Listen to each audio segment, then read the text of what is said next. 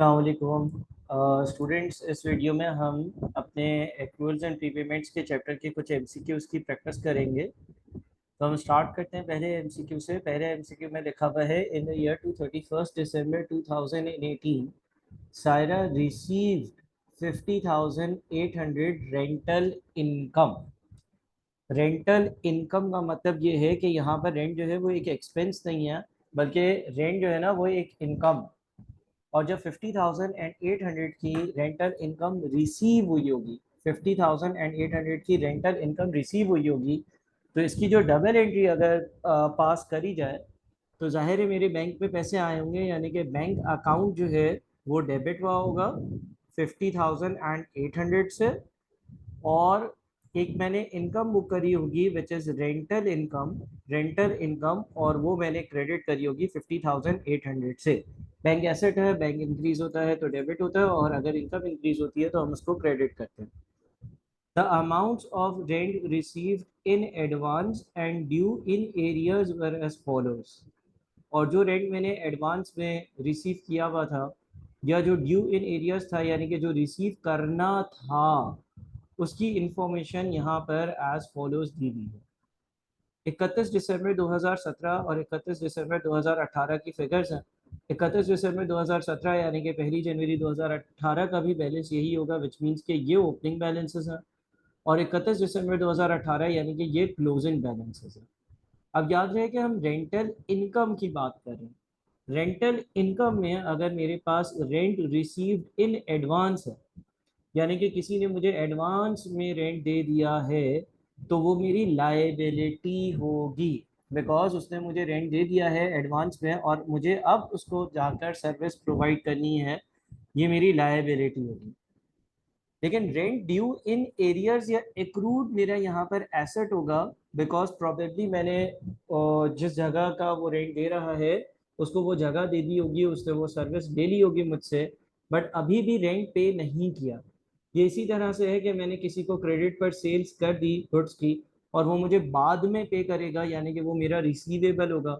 इसी तरह से कोई प्रॉपर्टी मुझे रेंट पे मैंने किसी को दी और उसने जो है वो रेंट उस प्रॉपर्टी को पूरा महीना इस्तेमाल करा, लेकिन अभी तक मुझे रेंट पे नहीं किया, अब वो मुझे रेंट पे करेगा। तो इसीलिए rental income in rent due in arrear जो है वो मेरा एक एसेट होगा। अब यहाँ पे लिखा हुआ है, what figure for rental income should be recorded in the statement of profit और loss for the year ended 31 December 2018। देखिए, एक तरीका तो यह है कि आप जो है ना वो टी अकाउंट बना लें। अगर मैं रेंटल इनकम का टी अकाउंट बनाता हूँ, अगर मैं रेंटल इनकम का टी अकाउंट बनाता हूँ, तो टी अकाउंट की कुछ इस तरह की शक्ल बनेगी। ये मैं आप लोगों के सामने रेंटल इनकम का टी अकाउंट बना रहा हूँ, ठीक है जी। रेंट इनकम का या रेंट का मैं टी अकाउंट बना रहा हूँ। अब टी अकाउंट के हिसाब से जो मेरे पास ओपनिंग लायबिलिटी है 3,000 की, लायबिलिटी का बैलेंस जो आता है वो क्रेडिट साइड पर आता है, तो यहाँ पर मेरा बैलेंस ब्रॉड डाउन आएगा, और मेरा जो ओपनिंग ब्रॉड डाउन होगा वो 3,000 होगा। इसी तरह से मेरी जो लायबिलिटी है, जो मैंने रेंट एडवांस में रिसीव किया उसका बैलेंस कैरिड डाउन जो होगा वो इस जगह पर आएगा 4,000 रुपये, ठीक है। अच्छा, रेंट ड्यू इन एरियर्स मेरा एसेट है, उसका जो ओपनिंग बैलेंस है, बैलेंस ब्रॉड डाउन, वो यहाँ पर आ जाएगा 1,700 रुपये। और एसेट का बैलेंस कैरी डाउन यहाँ पर आ जाएगा, एसेट का बैलेंस कैरी डाउन यहीं आता है 2,500 रुपये। जो ड्यूरिंग द ईयर मैंने रेंट रिसीव किया है, बैंक अकाउंट डेबिट और रेंटल इनकम का अकाउंट क्रेडिट, उसकी वजह से यहाँ पर क्रेडिट साइड पर बैंक आएगा 50,800 का। और बैलेंसिंग फिगर से इस साइड का क्रेडिट साइड का टोटल यहाँ पर आ रहा है 56,300, तो ये भी 56,300 होना चाहिए। As a balancing figure 56,300 minus 1,700 minus 4,000, 50,600 जो है वो मेरे प्रॉफिट एंड लॉस अकाउंट में जा रहा होगा। ये मेरा ड्यूरिंग द ईयर का जो इनकम है, जो इनकम का अमाउंट है वो होगा 50,600, मेरे प्रॉफिट एंड लॉस अकाउंट में जाएगा, ये मेरी इनकम होगी। और इस हिसाब से मेरा जो आंसर होगा इस एमसीक्यू का वो बी होगा। सर कोई और तरीका है इसको सोचने का कि इस साल की कितनी इनकम होगी? हाँ, एक और तरीका हो सकता है। अब वो तरीका कैसा है उसको देखते हैं। देखें, इस साल मैंने जो अमाउंट रिसीव किया है बैंक में, वो कितना रिसीव किया है सर? वो आपने 50,800 रिसीव किया है। अब इसको ज़रा गौर से सुनिएगा, इसको ज़रा गौर से सुनिएगा। इस साल मैंने 50,800 रुपीज़ रिसीव करे हैं, मुझे मिले हैं। ठीक है, बात समझ में आ रही है? 50,800 रुपीज़ जो है वो मैंने रिसीव करे हैं, इस साल मुझे मिले हैं। अच्छा, अब यहाँ पर आपके पास rent due in arrears accrued ये आ रहा था, ये वाला अमाउंट आ रहा था 1700, और ये 31 दिसंबर 2017 का बैलेंस है। इसका मतलब पिछले साल मैंने किसी को सर्विस प्रोवाइड करी थी, किसी ने मुझसे रेंट पर जगह ली थी, लेकिन उससे 1700 रुपये का उसका रेंट बनता था, वो उसने नहीं दिया था। तो सर अगर नहीं दिया था तो इस साल जो आपके पास 50,800 रुपीज़ आए हैं, इसमें से 1700 रुपये तो पिछले साल के होंगे, वो आप हटा दो। क्यों पिछले साल के होंगे? क्योंकि आपने किसी को सर्विस पिछले साल दी थी, उसने पैसे अभी दिए, तो वो 50,800 में शामिल होंगे, पहली बात। ठीक है, दूसरी चीज़, अब हम देखते हैं रेंट रिसीव्ड इन एडवांस 3,000 जो ओपनिंग है। देखिए ये ओपनिंग 3,000 लाइबिलिटी इसलिए है क्योंकि ये पैसे मुझे पिछले साल मिल गए थे, लेकिन उसके बदले मैंने सर्विस इस साल देनी है, पिछले साल नहीं दी होगी। पिछले साल किसी ने मुझे पैसे पे कर दिए और मुझे सर्विस उसको इस साल देनी है। सर उसको इस साल सर्विस दोगे, उसको इस साल सर्विस दोगे, तो इसका मतलब ये हो गया, उसको इस साल सर्विस देने का मतलब ये हो गया कि वो इस साल, पिछले साल उसने जो 3,000 दिए थे उसकी वसूली करेगा। उसको ऐड कर दो, क्योंकि जो 3,000 पिछले साल मिले थे उसकी सर्विस मैं कब प्रोवाइड करूंगा? इस साल। प्रॉफिट एंड लॉस अकाउंट में कितना प्रॉफिट बुक करता हूँ? जितने की सर्विस इस साल देता हूँ, इसलिए ऐड कर दो। अच्छा, rent received in advance 4,000 closing था। इसका ये मतलब ये है कि मैंने 2019 में कोई सर्विस देनी होगी, उसके 4,000 भी इस साल रिसीव कर लिए हैं, क्योंकि ये रेंट रिसीव्ड इन एडवांस है, यानी कि ये 50,800 में इंक्लूडेड है। सर इसको आप माइनस कर दो, इसलिए क्योंकि ये सर्विस तो आप अभी 2019 पे दोगे ना। अगर 50,800 में ये पैसे इंक्लूडेड भी हैं तो ये सर्विस इस साल दी नहीं गई, लिहाजा इसको एक्सक्लूड कर दो। अच्छा, रेंट ड्यू इन एरियर्स या एक्रूड क्लोजिंग का 2500 का मतलब ये है कि इस साल किसी को 2500 की सर्विस दी, लेकिन अभी तक उसने मुझे पैसे प्रोवाइड नहीं करे, वो कह रहा है कि मैं 2019 में प्रोवाइड करूंगा। तो क्योंकि सर्विस इस साल दी है तो इस साल की इनकम में आना चाहिए, तो उसको ऐड कर दो। तो देखो इससे भी आपका आंसर 50,600 आता है। ये एक और लॉजिकल तरीका होता है, इसको भी आप देख लीजिएगा। और अगर आपको टी अकाउंट आसान लगता है तो आप टी अकाउंट की ही अप्रोच से चलिएगा, अपने आप को कंफ्यूज नहीं कीजिएगा। आगे बढ़ते हैं क्वेश्चन नंबर 2 पर। क्वेश्चन नंबर 2 में लिखा हुआ है, on 1 March 2017 Zahra pays an insurance premium of 2400 for the period to 28 Feb 2018। 1 March 2017 को जहरा ने एक इंश्योरेंस का प्रीमियम पे किया, और वो जो प्रीमियम पे किया वो 2400 रुपये था, और वो for the period to 28 Feb 2018 था, यानी कि 28 फरवरी 2018 वाले दिन तक का था। What is the charge to the statement of profit or loss for the year ended 31st of October 2017 and prepayment in the statement of financial position as at that date? अब देखें, इसने 1 मार्च को जो पेमेंट करी वो 2400 की करी, और 28 फरवरी तक की करी 2018। तो कितने महीने बने? मार्च 17, अप्रैल 17, मई 17, जून 17, जुलाई 17, अगस्त 17, सितंबर 17, अक्टूबर 17, नवंबर 17, दिसंबर 17, 10, जनवरी और फरवरी 2018, यानी कि 12 महीने के 2400 रुपये पे किए। अच्छा, इसका ईयर एंड आ जाता है, ईयर एंड आ जाता है 31 अक्टूबर 2017 को। तो इसका मतलब ये हो गया कि मार्च, अप्रैल, मई, जून, जुलाई, अगस्त और सितंबर। वापस से कितने हैं? मार्च, अप्रैल, मई, जून, जुलाई, अगस्त, सितंबर और अक्टूबर। 8 महीने, 8 महीने होते हैं 31 अक्टूबर तक। तो इसने 2400 रुपये पे करे ना, वो 2400 रुपये इसने पे करे 12 महीने के। लिहाजा अगर 2400 को 12 से डिवाइड करते हैं तो मुझे पता चल गया कि एक महीने का इंश्योरेंस जो मैं पे करता हूँ वो 200 रुपये। अब क्योंकि 31 अक्टूबर 2017 को ईयर एंड खत्म हो जाता है, तो एक्रूअल्स कॉन्सेप्ट के हिसाब से जितनी इस साल की इंश्योरेंस बनती है वो ही पीएनएल अकाउंट में जाएगी। अगर आपने 31 अक्टूबर 2017 के बाद की कोई इंश्योरेंस पे कर दी है तो वो आपके लिए प्री पेमेंट होगी, क्योंकि आपने अगली बार की इंश्योरेंस अभी से पे कर दी है। तो देखिए 2400 रुपये 12 महीने के हैं, तो एक महीने के जो बन गए वो 200 रुपये बन गए 12 से डिवाइड कर कर। और इस साल के पीएनएल में कितना जाएगा, 200 मल्टीप्लाइड बाय 8। सर 8 क्यों, मार्च अप्रैल मई जून जुलाई अगस्त सितंबर और अक्टूबर, 8 महीने जो गुजर चुके हैं उसका amount profit and loss account में जाएगा। सर बाकी अमाउंट क्या होगा, बाकी अमाउंट आपके पास कितना बच गया, 2400 टोटल था, 1600 पीएनएल में चला गया तो बच गया 800 रुपये। या इस तरह से भी कैलकुलेट कर सकते हो कि नवंबर दिसंबर जनवरी और फरवरी 4 महीनों का 200 के हिसाब से 800 बच गया। ये आपका प्रीपेड होगा। प्रीपेड इसलिए होगा क्योंकि अगला साल जो है उसकी आपने अभी से इंश्योरेंस पे कर दी है। तो आंसर आपका जो होगा वो होगा 2 का बी, क्योंकि बी में लिखा हुआ आ रहा है कि आपने प्रॉफिट एंड लॉस अकाउंट में चार्ज किए होंगे 1600 और आपकी जो प्री पेमेंट होगी वो प्री पेमेंट होगी 800 रुपये। ठीक है जनाब, चलिए जी अगले सवाल पर चलते हैं। अगला सवाल जो है वो कहता है कि Zahra determines at year end that salaries paid during the year include 10,000 in advance. Zahra ने ये देखा कि साल के आखिर में जो सैलरीज पे हुई हैं उसमें से 10,000 रुपये एडवांस में पे हुए हैं। What is the correct year end adjustment for advance salary to be made. अच्छा जी, इसका मतलब अगर मैंने अगले साल के 10,000 रुपये अभी से पे कर दिए हैं तो वो मेरा एक एडवांस है, वो मेरा एक एसेट है। मैंने किसी को सैलरी अभी से पैसे पे कर दिए लेकिन उसने मेरे लिए जो है वो काम नहीं करा, और इससे मेरे करंट ईयर के एक्सपेंसेस कम होंगे। कैसे सर, थोड़ा सा समझाएं। देखिए मैं इसको एक एग्जांपल के जरिए थोड़ा सा आप लोगों को समझाने की कोशिश करता हूँ, ठीक है ना।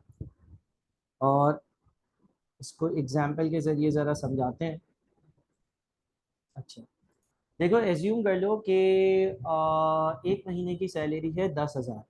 ठीक है, एक महीने की सैलरी है कितनी, 10,000।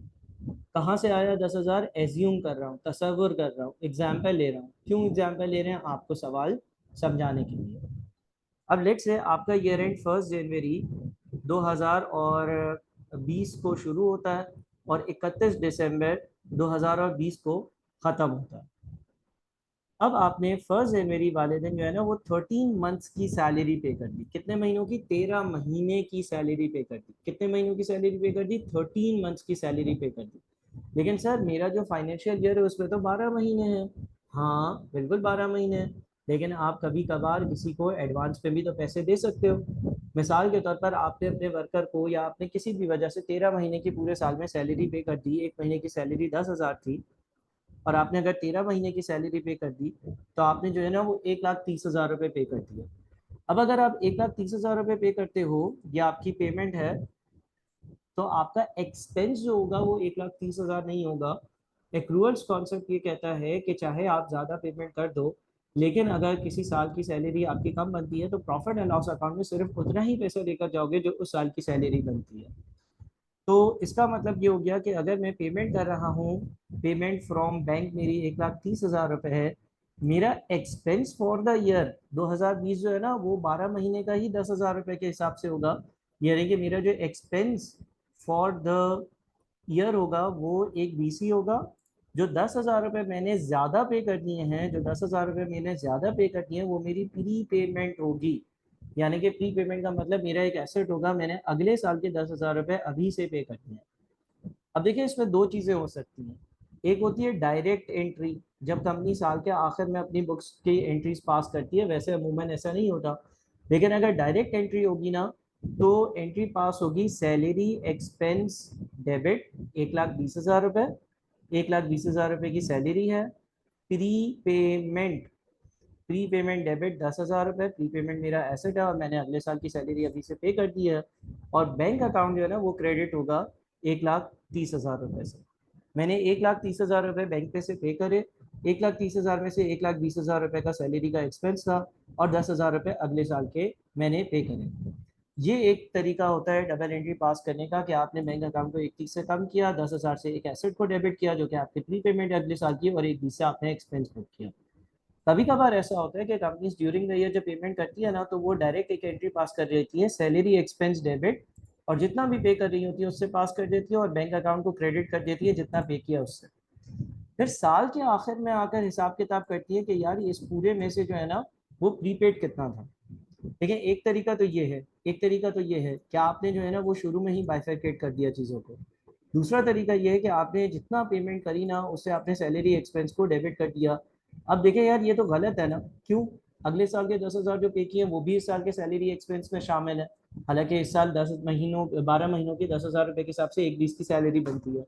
तो फिर साल के एंड में देखिए यहाँ पर एक वर्ड लिखा हुआ है, अगर आप अपने पास सवाल देखते हो ना तो सवाल में लिखा हुआ है what is the correct year end adjustment. Year and adjustments का मतलब ये है कि साल के आखिर में क्या एडजस्टमेंट करनी पड़ेगी। ईयर एंड एडजस्टमेंट का मतलब ये है कि कंपनी वो वाला तरीका इस्तेमाल कर रही है जिसमें पूरे साल में वो salary expense debit bank credit करती जाती है, साल के आखिर में देखती है कि प्री पेमेंट कितनी है। अब फॉर एग्जाम्पल इसको पता चला कि यार ये 31 तो सही नहीं है, 31 में तो 10,000 अगले साल के भी शामिल है, तो वो एक और एंट्री पास करेगी जो कि होगी प्री पेमेंट डेबिट। कितनी थी प्री पेमेंट? 10,000। और सैलरी एक्सपेंस को कर देगी क्रेडिट, सैलरी एक्सपेंस को कर देगी क्रेडिट। सैलरी एक्सपेंस को कम करने के लिए हम क्रेडिट करें। देखें अब इस इन दो एंट्रीज का नेट इम्पैक्ट उतना ही है जितना इस अकेली एंट्री का है। कैसे सर?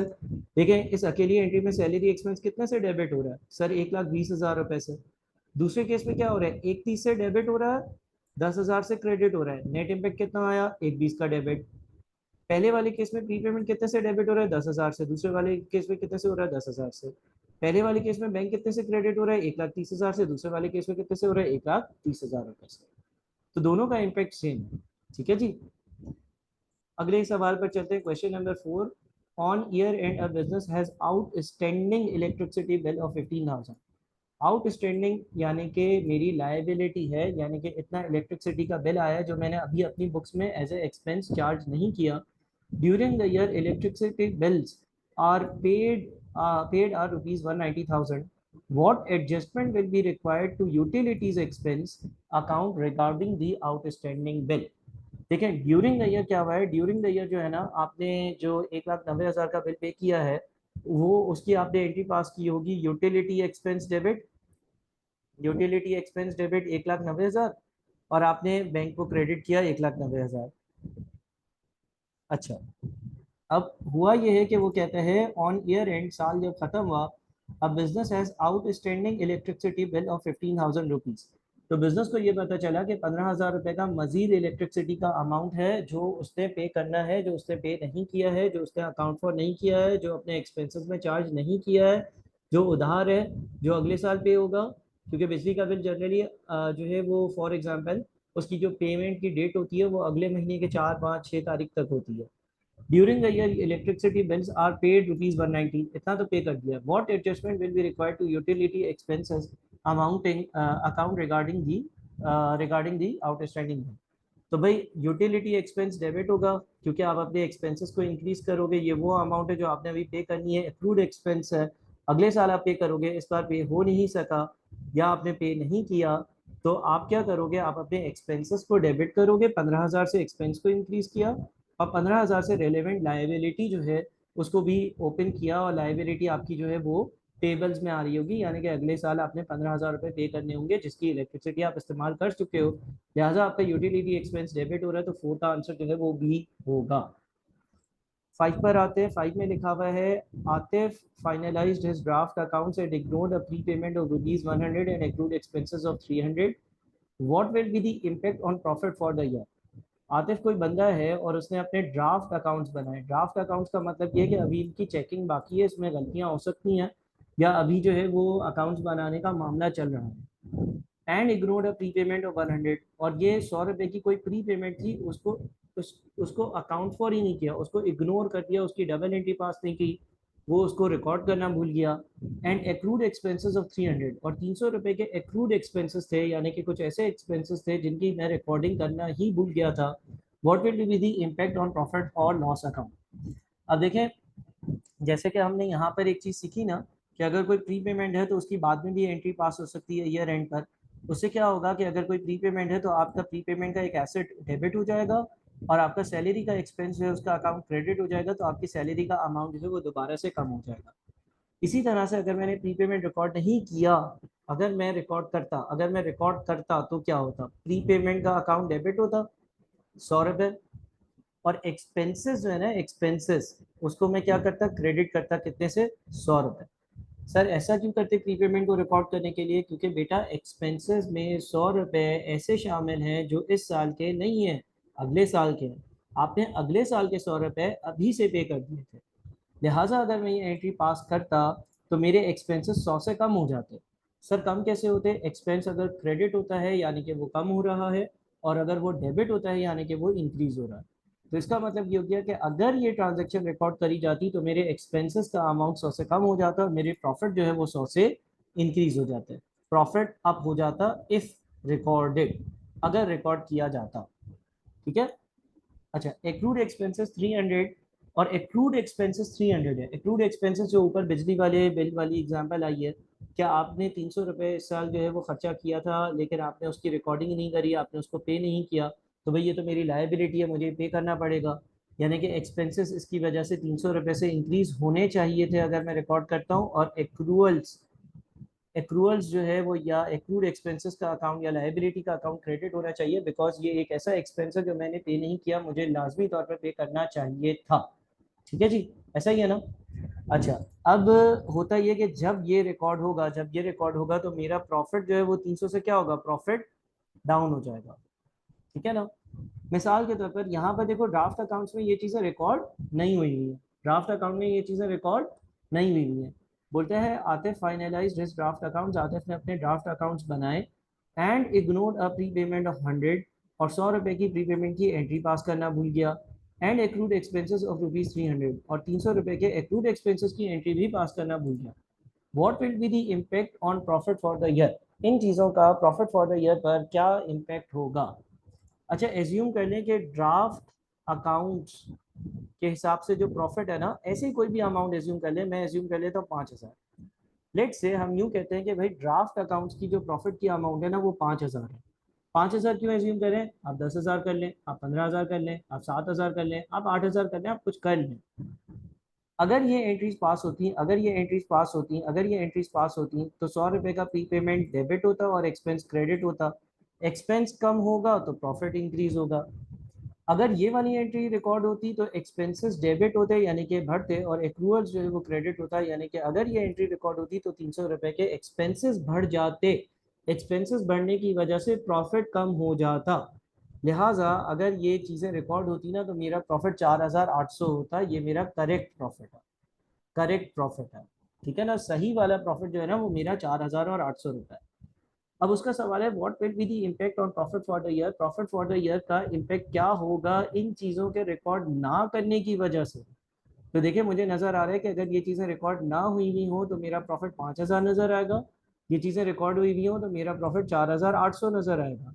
लिहाजा मेरा प्रॉफिट 5,000 का जो अभी नज़र आ रहा है वो गलत है और 200 रुपये ज़्यादा है। इन चीज़ों की रिकॉर्डिंग ना होने की वजह से 200 रुपये ज़्यादा है। लिहाजा इनका जो इम्पेक्ट पड़ रहा है वो है, आंसर जो है ना वो सी है, ओवर स्टेटेड बाई ₹200। मेरा अभी का ड्राफ्ट अकाउंट्स का प्रॉफिट 200 रुपये ज़्यादा नज़र आ रहा है गलती से, हालांकि होना चाहिए था 4,800 रुपये। ठीक है जी, चलें जी मज़ीद आगे चलते हैं। क्वेश्चन नंबर 6 देख लेते हैं। 6 में लिखा हुआ है on finalizing the draft accounts Minhas identified that he has 1,000 rental income receivable. Rental income receivable, rental income receivable.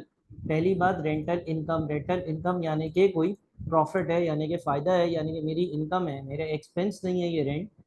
और rental income receivable, rental income receivable का मतलब रिसीव करना। वापस से पढ़ते हैं on finalizing the draft accounts.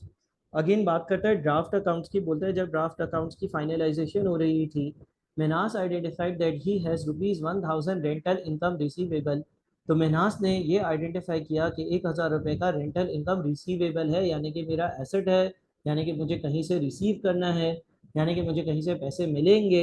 अब रेंटल इनकम रिसीवेबल का मतलब ये है कि मैं पहले उसको सर्विस दे चुका हूँ। अगर लेट से मैं कहता हूँ कि कोई होटल है, कोई रूम किराए पे मैंने दिया है, तो वो किराए पे रूम जिसको दिया था उसने वो उसके मज़े पूरे ले लिए, उसकी सर्विस पूरी ले ली, उसको इस्तेमाल कर लिया, लेकिन अभी पैसे पे नहीं किए। ये इसी तरह से कि जिस तरह से आप क्रेडिट सेल्स करते हैं, क्रेडिट सेल्स की एंट्री होती है रिसीवेबल्स डेबिट और सेल्स क्रेडिट। इसी तरह से यहाँ पर रेंटल इनकम रिसीवेबल एक एसेट है वो डेबिट और रेंटल इनकम क्रेडिट। फिर बोलता है rental income received and recorded during the year as ₹11,000। ये वो 11,000 रुपीज़ है जो मैंने रिसीव भी किए हैं और रिकॉर्ड भी कर लिए। What is the correct entry to record the accrued income? Accrued income record करने की जो सही एंट्री होगी वो क्या होगी? ठीक है ना। अच्छा, एक्रूड इनकम जो है वो आपकी क्या होती है? एक्रूड इनकम, अगर हम ऊपर जाएं, हमने एक सवाल किया था, सवाल नंबर 1। देखिए, रेंट ड्यू इन एरियर्स या एक्रूड, इसका मतलब ये था मैंने सर्विस दे दी है, मैंने सर्विस दे दी है, मैंने सर्विस दे दी है और अब मुझे पैसे मिल रहे हैं, यानी कि मेरा एसेट था, ये मैंने डिस्कस किया। तो इसी तरह से यहाँ पर भी जो मेरे पास एक्रूड इनकम है उसका मतलब ये है कि वो पूछना चाह रहा है कि जो एसेट है ना उसकी एंट्री क्या पास होगी। अच्छा, अब यहाँ पर आपने 11,000 तो रिसीव किए हैं। देखिए, एक आसान तरीका है। आसान तरीका क्या है? आसान तरीका देखते हैं पहले। आसान तरीका तो सीधा सीधा सा ये है कि भाई आपने जो है ना वो 11,000 रुपये रिसीव भी करें और उसकी इनकम भी रिकॉर्ड कर ली होगी।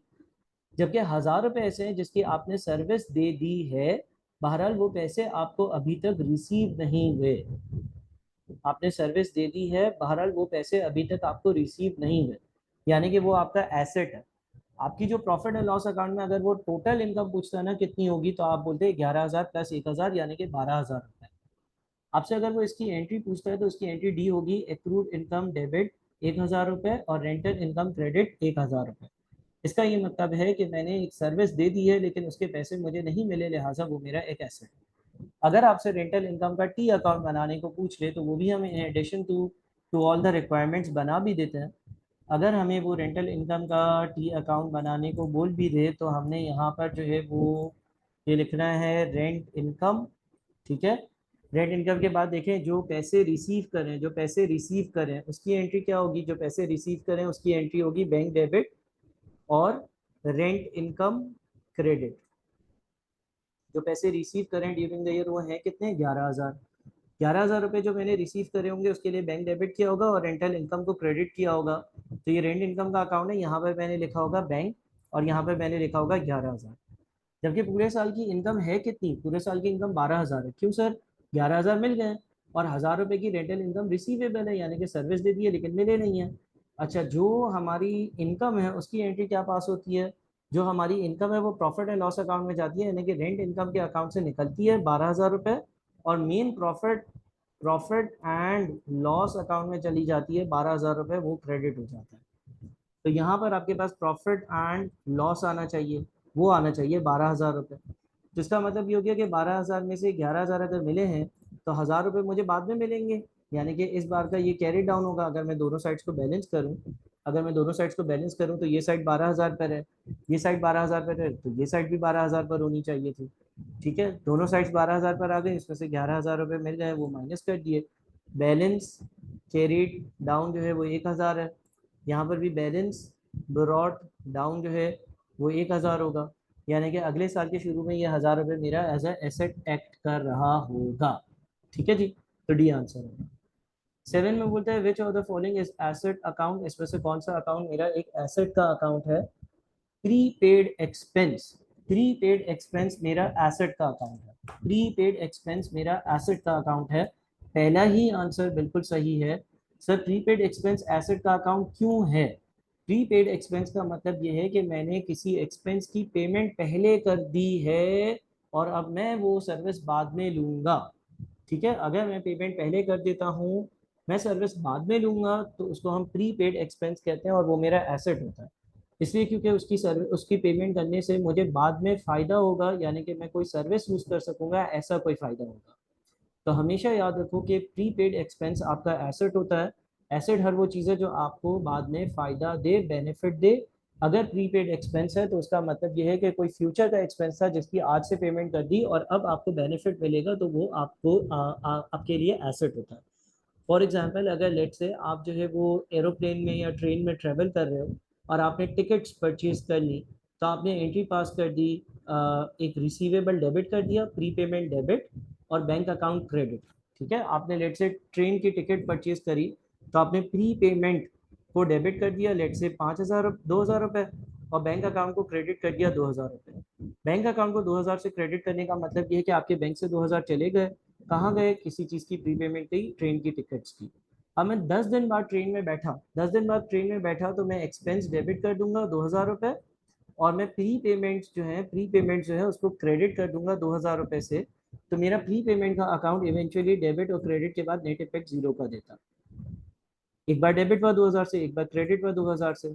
बैंक से 2,000 क्रेडिट पे, एक्सपेंस 2,000 डेबिट पर। डायरेक्टली मैं उसी वक्त ऑन स्पॉट टिकट खरीदता तो मैं एंट्री पास करता है एक्सपेंस डेबिट बैंक क्रेडिट, उसका भी इम्पैक्ट वही आता। ठीक है।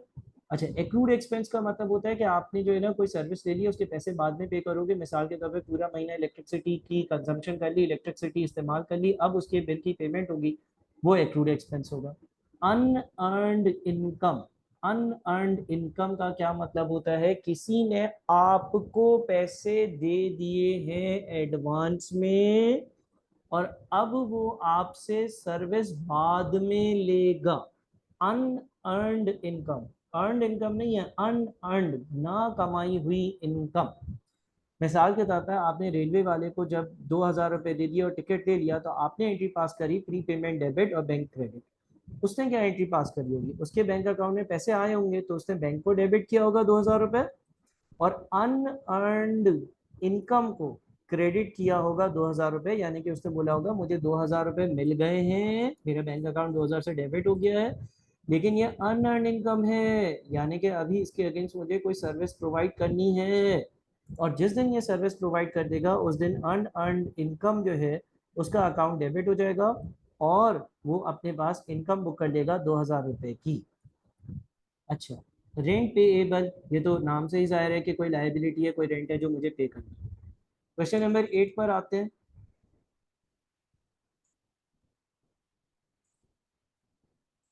क्वेश्चन नंबर 8 जो इसमें लिखा हुआ है, after finalizing the draft accounts of a business it was identified that salary expense payable for ₹9,000 has been ignored. Draft accounts बन रहे थे और उसमें ये पता चला कि एक सैलरी एक्सपेंस का पेएबल था, किसी को सैलरी पे करनी थी 9,000 की और उसको मुकम्मल तौर पर इग्नोर किया गया है। Salary expense during the year was 110,000 rupees. During the year का सैलरी का एक्सपेंस जो था वो 1,10,000 का था, जिसकी एंट्रीज पास हो चुकी होंगी। सिर्फ इग्नोर कौन सी एंट्री हुई है? या यहाँ पे लिखा हुआ है after finalizing the draft accounts of a business it was identified that salary expense payable for ₹9,000 has been ignored. ये 9,000 रुपये इग्नोर हुए थे। ठीक है। Salary expense paid during the year was 110,000। What will be the impact of recording the salaries payable? अगर मैं ये जो 9,000 रुपये इसकी डबल एंट्री पास करूंगा तो क्या इम्पैक्ट आएगा? देखिए, सैलरी एक्सपेंस पेएबल का मतलब ये है कि कोई लायबिलिटी है, यानी कि किसी की सैलरी है, यानी कि किसी की सैलरी जो है वो मुझे पे करनी है। करेक्ट। तो हम क्या एंट्री पास करेंगे? Salary expense debit. Salary expense debit होगा 9,000 रुपये, ये रिकॉर्ड ही नहीं हुआ ना। और सैलरी पेएबल यानी कि एक लाइबिलिटी क्रेडिट होगी 9,000 रुपये। देखिए, एक तो सैलरी एक्सपेंस डेबिट हो रहा है यानी कि मैं कोई एक्सपेंस बुक कर रहा हूँ, और दूसरी जगह पे सैलरी पेएबल क्रेडिट हो रहा है यानी कि एक लाइबिलिटी क्रेडिट हो रही है, क्योंकि मैं अगले महीने या अगले साल पे करूँगा। बहरहाल इस साल के एक्सपेंसेस में आना चाहिए, इस साल के एक्सपेंसेस में आएगा। एक्सपेंस इंक्रीज होंगे, जब एक्सपेंस इंक्रीज होंगे तो प्रॉफिट डिक्रीज होगा। तो इसका सही आंसर होगा profits will be reduce by ₹9,000। 9,000 रुपये से प्रॉफिट जो है वो कम हो जाएंगे। अगले सवाल पर चलते हैं। क्वेश्चन नंबर 9 में लिखा हुआ है, Jessia has taken a loan of 250,000 from HBL as on 1 March 2018 for the construction of her office building. यहाँ पे नोट कर लेते हैं, 1 मार्च 2018 को 2,500,000 का लोन लिया गया। The construction is completed as on 30 June 2018। Construction जो है वो 30 जून 2018 वाले दिन कंप्लीट हो गई। She rented a portion of her office for ₹4,500 per month on 1 जुलाई। 1 जुलाई से इसने वो जगह किराए पर दे दी। Interest is accrued and paid annually at 15% per annum on December each year। Interest का एक्सपेंस जो होता है या इंटरेस्ट जो मुझे पे करना होता है वो सालाना 15% पे करना होता है और दिसंबर में पे करना होता है। What amount of interest expense and rent income should be shown in the statement of profit और loss of Jessia's business prepared on 31 December 2018। अगर इसका 31 दिसंबर 2018 का ईयर एंड है तो ईयर एंड में प्रॉफिट एंड लॉस अकाउंट में interest का expense कितना होगा और रेंट की इनकम कितनी होगी। अच्छा तो बड़ा आसान सवाल है। देखिए रेंट की इनकम तो बड़ी आसान है। एक महीने की इनकम कितनी है? 4,500। अब इसने जुलाई की पहली तारीख को जगह किराए पे दी, तो जुलाई, अगस्त, सितंबर, अक्टूबर, नवंबर, दिसंबर। आई रिपीट, जुलाई, अगस्त, सितंबर, अक्टूबर, नवंबर, दिसंबर, यानी कि 6 महीने के लिए इसने जगह किराए पे दी। 6 महीने के लिए जगह किराए पे दी, तो इसको जो इनकम मिलनी चाहिए रेंट की वो 27,000 होनी चाहिए 4,500 के हिसाब से 6 महीने की। अच्छा, इसका एक्सपेंस कितना होगा? 2.5 लाख रुपए का लोन है, 2.5 लाख रुपए का लोन है, मल्टीप्लाइड बाय 15%, 15% का इंटरेस्ट रेट है। अच्छा, पर एनम इंटरेस्ट रेट का मतलब ये होता है कि 2.5 लाख का 15% जो भी बनता है ना, वो पूरे साल का होगा, पूरे साल का इंटरेस्ट होगा। ठीक है, 2.5 लाख मल्टीप्लाइड बाय 15% जो है वो पूरे साल का इंटरेस्ट आएगा। लेकिन क्योंकि इसने लोन 1 मार्च को लिया था और 31 दिसंबर को ईयर एंड खत्म हो रहा है, तो इसका मतलब ये हो गया कि जनवरी फरवरी का तो इंटरेस्ट नहीं होगा ना, मार्च से इंटरेस्ट स्टार्ट होगा। मार्च, अप्रैल, मई, जून, जुलाई, अगस्त, सितंबर, अक्टूबर, नवंबर और दिसंबर, 10 महीनों का इंटरेस्ट चार्ज होगा। तो इंटरेस्ट के एक्सपेंस को 10/12 से मल्टीप्लाई कर दो, तो 31,250 का इंटरेस्ट का एक्सपेंस होगा। तो इसका जो आंसर होना चाहिए 9 का, वो होना चाहिए C, interest expense 31,250, rental income 27,000। Question 10 पर चलता है। What is the treatment of pre receive income in the statement of financial position of the business? Pre receive income यानी कि हमने पहले पैसे रिसीव कर लिए हैं, या अनअर्न इनकम है, हमने पहले पैसे रिसीव कर लिए हैं और हम बाद में सर्विस देंगे। स्टेटमेंट ऑफ फाइनेंशियल पोजीशन यानी कि बैलेंस शीट जो हम साल के आखिर में बनाते हैं।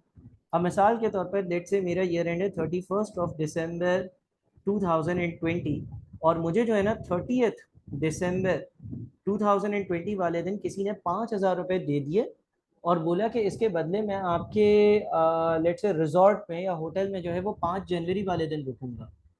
तो मैं इसकी एंट्री पास कर दूंगा, प्री रिसीव्ड इनकम या unearned, sorry bank debit, bank account debit होगा मेरा।